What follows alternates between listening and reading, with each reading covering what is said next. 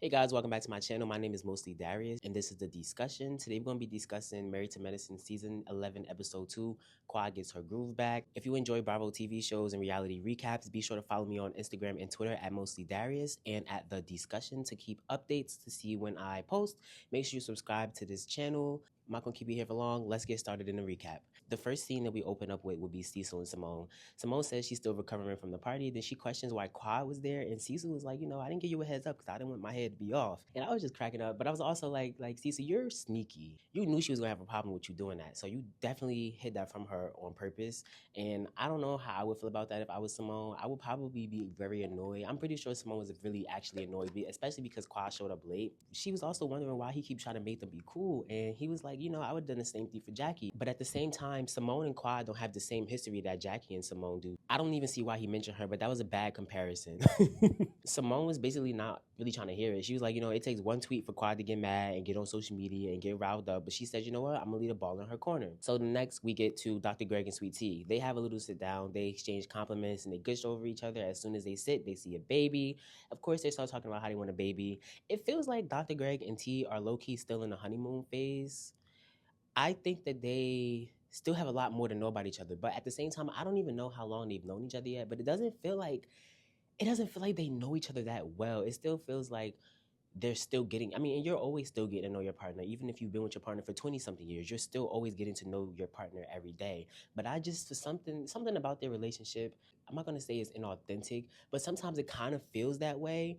Knowing what T said about she got access to the money. Like, you know what I mean? Like, I don't know how to feel. I don't know how to feel. But I do want them to have a baby. I do want them to have a child. I do think that they will both enjoy having a child. I don't think Sweet Tea has any children. Yeah, she doesn't have any children. And Greg has been wanting to be a father for a very, very long time. So I think that that would be really nice to see. So anyways, they start reflecting on Whitnick, and T says she doesn't even know how to move forward with Heavenly at this point because Heavenly keeps saying bogus things and it's kind of starting to piss her off. And I can understand that. So then T asks Greg where he stands with Dr. Damon, and he was basically saying like he's really just disappointed in Heavenly because of the stuff that she was saying. And he's also not really feeling how Damon is sitting back watching her just spew all of the hatred that she's spewing. So he feels some type of way, obviously. And honestly, I probably would feel some type of way too, because Heavenly, like, the stuff she was saying was like really crazy. But at the same time, Sweet Tea, if you lied about her telling you that Dr. Damon cheated,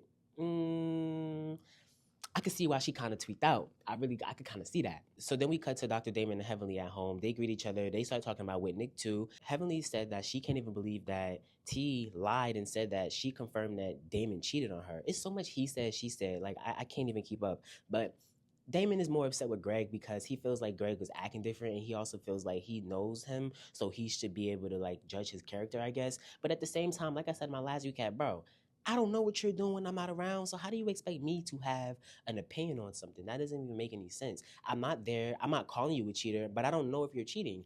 Now, this is where I go back to Sweet Tea. It's kind of like you're out of pocket. I don't know. I feel like Sweet Tea and Heavenly both have done things wrong. But I also think that Sweet Tea, I don't think that if Heavenly never told you that, or if you don't have no proof that Heavenly told you that, then you should never said that. If you don't have no proof that Dr. Damon cheated, then you should never even said that. Honestly, she should never even open that can of worms. After that, we get to Dr. Jackie's office with Cash Doll, and I love Cash Doll. It's nice to see her blossoming in her pregnancy. I think she had her child already, and I seen the pictures. They were absolutely beautiful. Dr. Jackie said that she's not going to leave her job because there are barely any black physicians out there, especially women. So she said if she drops out, then that's just another one out of the game. And I think that's another thing that Phaedra and Dr. G were trying to explain last episode was like, like Heavenly out here saying that you X, Y, and Z.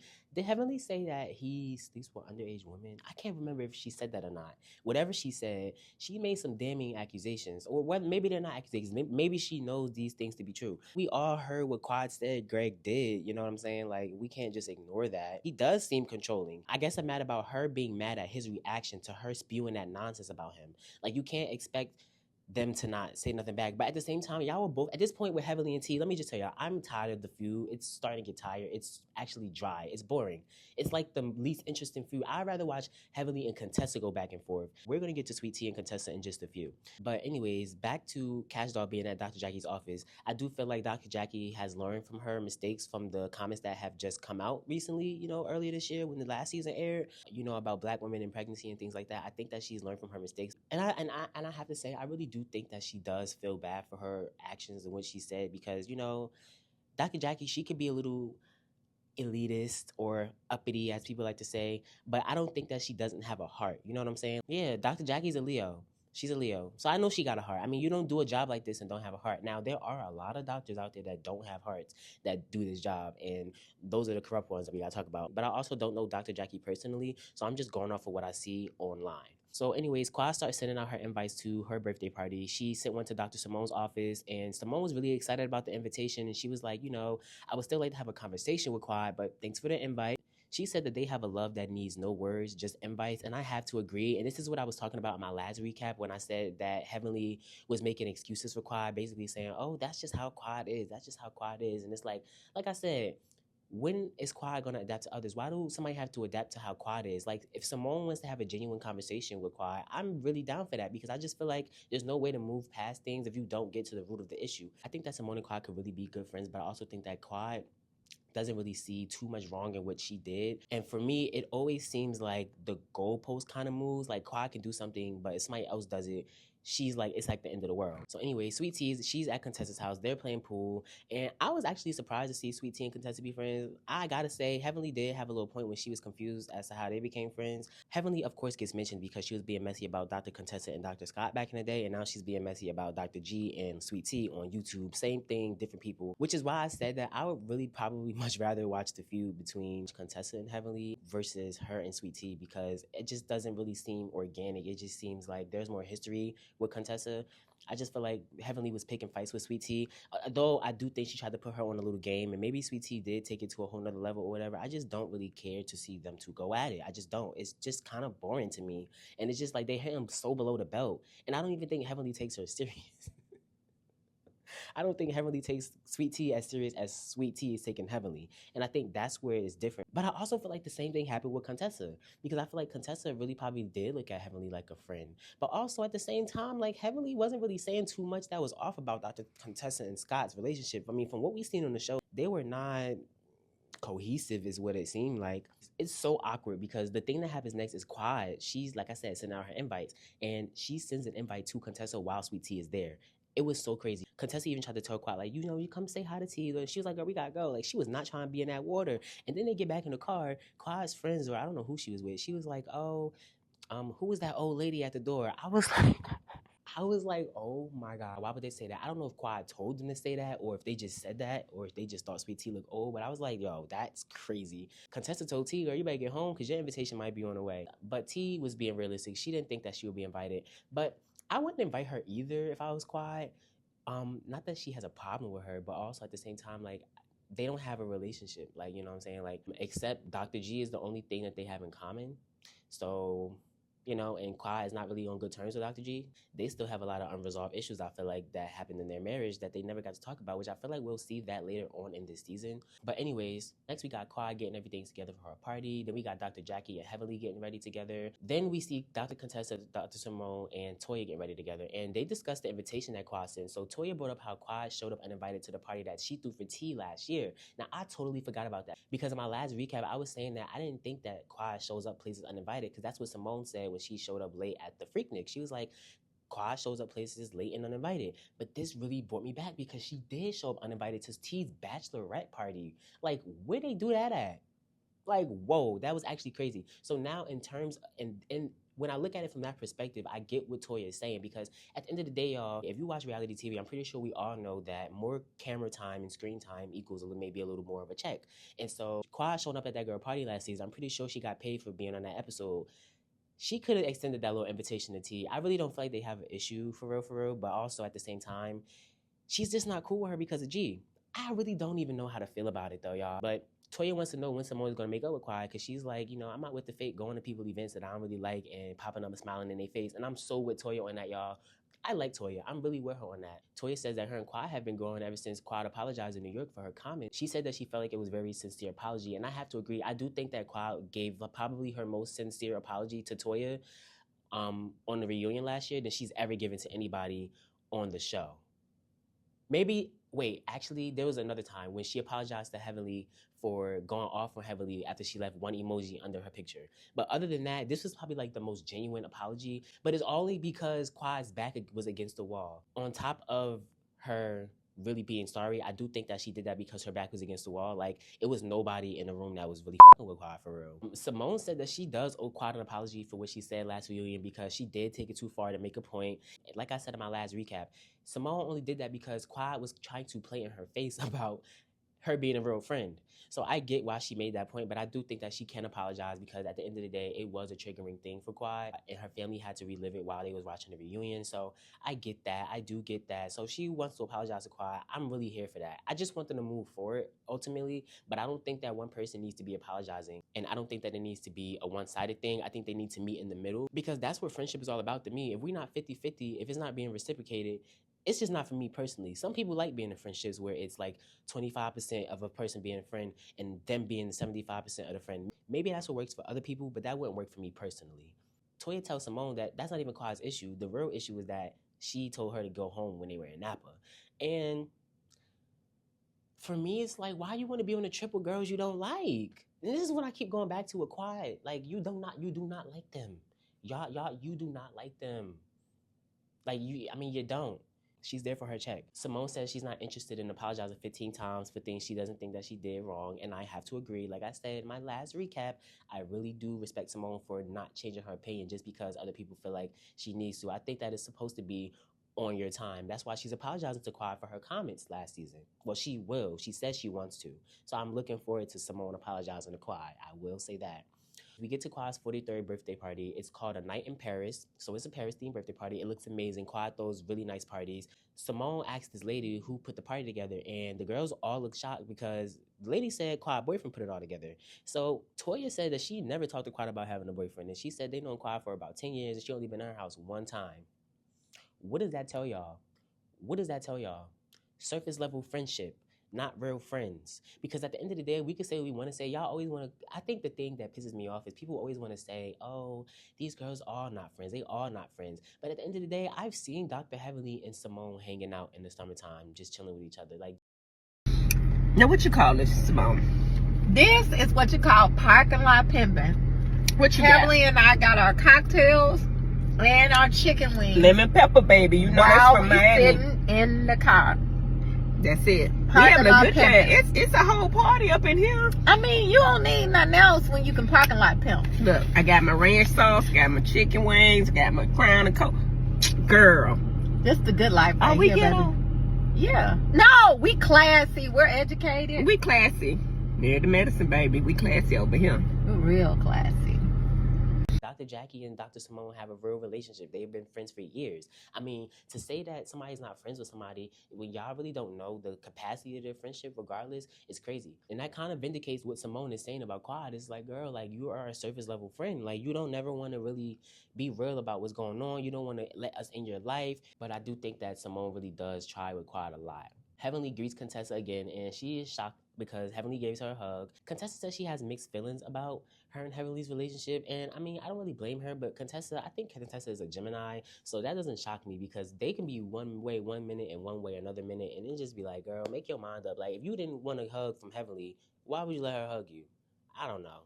The ladies all gather together. Phaedra arrived, and the girls start playing the game, trying to figure out who is Quad's boyfriend. So they all start walking around like, you Quad boyfriend, are you Quad boyfriend, are you Quad boyfriend? They couldn't find a man. So Heavenly said that he must have been hiding in the bathroom or something, just being quiet. She also said she never heard of this man. As much as she's talked to Quad, she's been keeping him a secret. She's been on the phone with Quad plenty of times. She never heard anything about this man. So I was just like, Like, I don't know. Maybe y'all relationship is not as close as you think it is, Heavenly.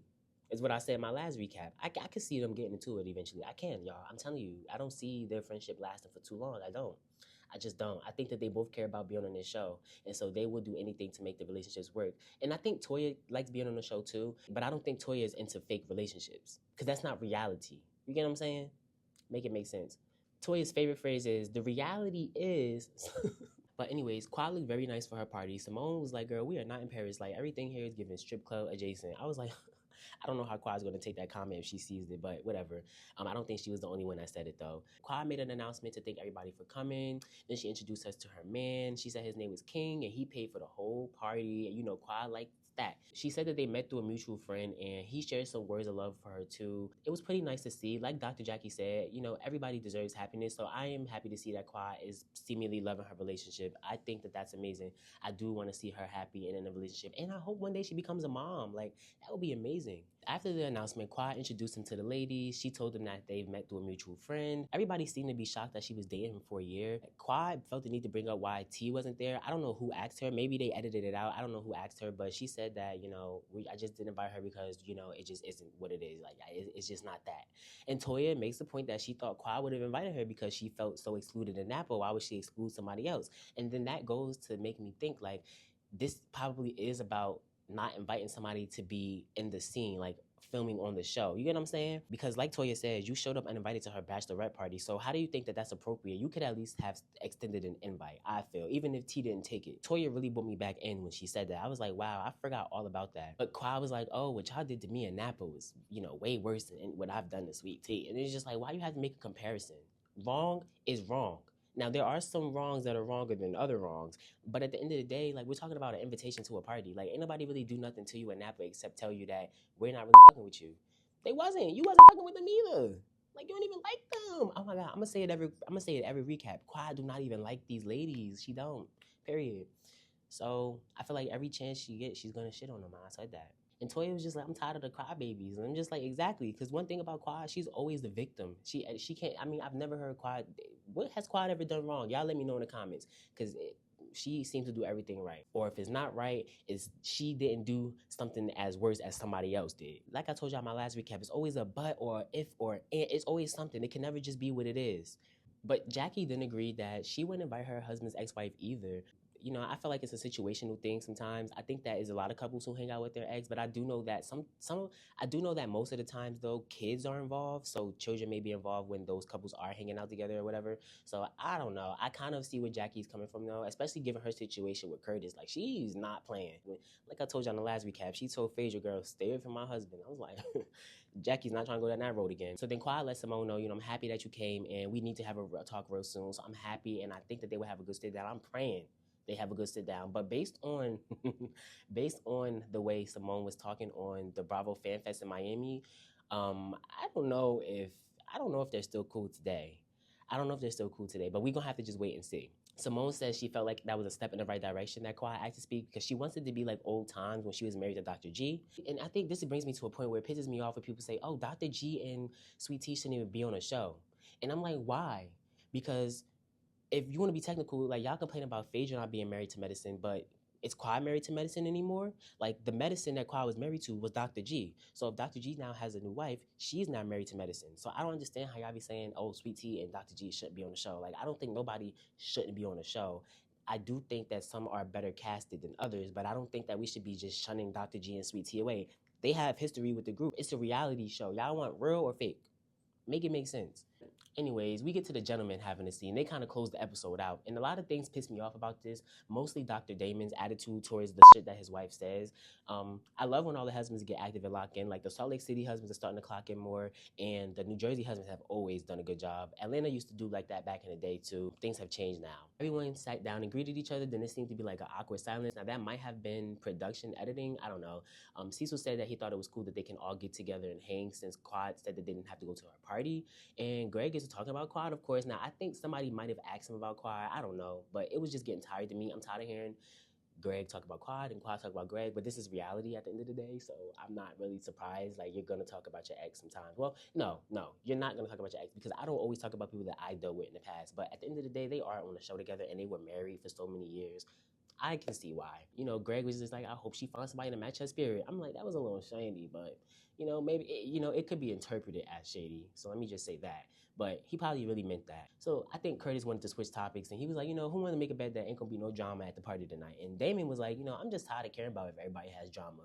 So Gregory disagreed, and basically the look on Greg's face is like, yeah, I don't care either, but I think sometimes some people need to be checked. Damon said he's not really worried about Heavenly because she gets along with everybody. Everybody looking at Damon like he must be crazy. Like, I'm so glad that was the one time that they all made me proud, because last reunion, they was really trying to, like, I feel like gang up on Dr. G because he didn't want to say if he knew that Damon was a cheater or not. But I think that this right here, when he said that, it really just showed the delusion. Heavenly gets along with everybody, like, no. And Eugene was like, she has the potential to get along with everybody, but she doesn't. And this is why I really like Eugene, because he always speaks his mind. Like, you're not gonna not have Eugene speak his mind. Like, he speaks his mind to anybody. And I think Quad even took issue with that a few seasons ago, which is how he got the Eugenia name, because he was speaking his mind about how he felt. Y'all do the same thing to Peter when y'all call him Patricia or whatever y'all want to say. But at the end of the day, Peter spoke his mind. You know what I'm saying? Like, and it wasn't like he was always lying either. Like, it is what it is. Even last season when he had to tell Dr. Alicia's husband, like, nah, like, that's not how things work, and that's not how you need to treat a woman. I respect it, because you're not going to tell Eugene to be quiet. He's going to speak his mind. Respect. Greg called bullshit, and he was like, some of the stuff Heavenly says is out of pocket, and it could really affect me in the long run. Eugene, nodded in agreement. That's what editing made it seem like. Damon started asking Greg, like, are you okay? And Greg is like, are you okay? Like, what? Like, then you going to ask Greg why he being sensitive. Like, what? How is somebody being sensitive because your wife don't know how to stop talking about people?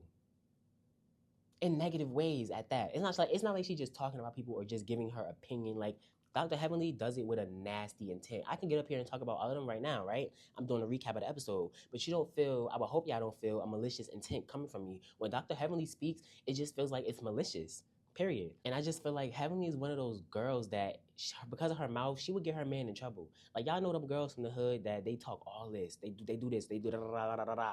And as soon as somebody say something to them, oh my God, let me go call my brothers and my sisters. Like, no, but you're starting mess in the streets.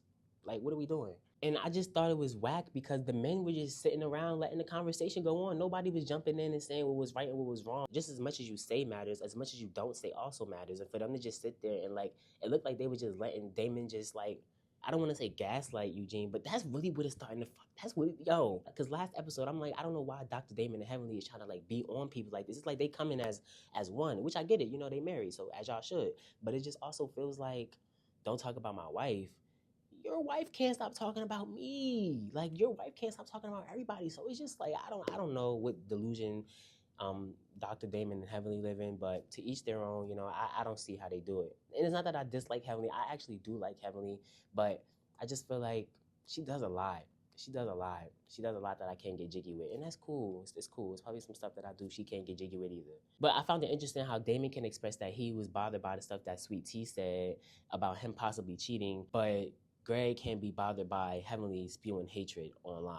And then Damon brought up, like, oh, I don't think you should turn your back on the patients. I guess that he recommends patients to Dr. G, and Dr. G doesn't want to take them. Now, I will say that Dr. G is a tourist, I believe, and they are very stubborn, and they would do things passively but make it seem like they're not doing that. It would be so convenient, too. Like, so I could see how Dr. Damon would probably feel like, oh, like, the only reason you're not taking patients now is because you're mad at me. I could see that. I could see because I could even see Dr. G coming back on the show to make Quad mad. That's the type of stubborn, vindictive things that they like to do. I'm just saying. I know Earth signs. I do. I'm just saying. But yeah, the episode ends, and I really don't even feel like we got anywhere with that conversation. I do feel like there's going to be some more things brewing on, especially around the men because of their wives. But also, I think that, it was nice to see Eugene speak up. But you guys let me know what you think in the comments. Make sure you subscribe to the channel and like this video and comment below. Let me know what you think. But be respectful though. And make sure you follow me on Twitter and Instagram at mostlydarius and at The Discussion. And I will see you guys in the next one. Thank you so much for watching. Bye-bye.